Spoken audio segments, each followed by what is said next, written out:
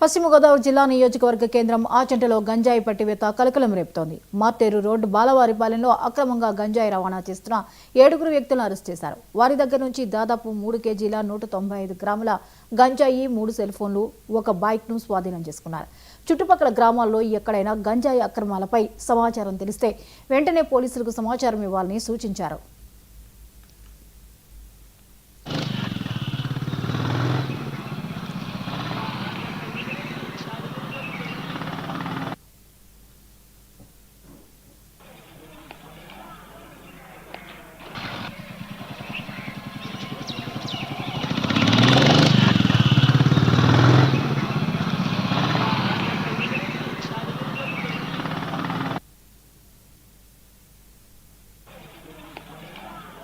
పశ్చిమ గోదావరి జిల్లా SP Shri Nayeem Ashmi IPS వారి ఆదేశాల మేరకు స్పెషల్ పార్టీ అదేవిధంగా ఆచంట పోలీసు వారు కలిసి కంబైన్డ్గా ఆచంట నుండి మార్టేరు వెళ్లే రోడ్లో ఖాళీ ప్రదేశంలో 7 వ్యక్తులు గంజాయి కలిగి ఉన్నారని రాబడిన సమాచారం మేరకు ఆచంట ఎస్ఐ వెంకటరామన్ గారు వారి సిబ్బంది స్పెషల్ పార్టీ కలిసి అక్కడ వెళ్ళి రైడ్ చేయగా 7 వ్యక్తులు దొరికారు.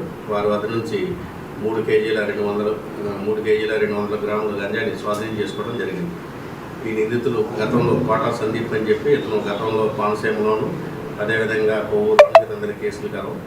అదేవిధంగా గెద్దాడ సుభాష్, వేమూరు ప్రభాకర్, చెల్లం పృథ్వీరాజ్, నక్కా బాలకృష్ణ, దేవతల కృష్ణబాబు, వెంకన్న వాసు అనే 7 ముద్దాయిలను కూడా అరెస్ట్ చేయడం జరిగింది.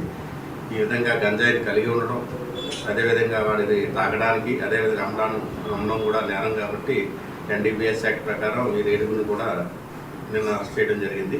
ఈరోజు కోర్టు ముందు హాజరుపరుస్తున్నాం.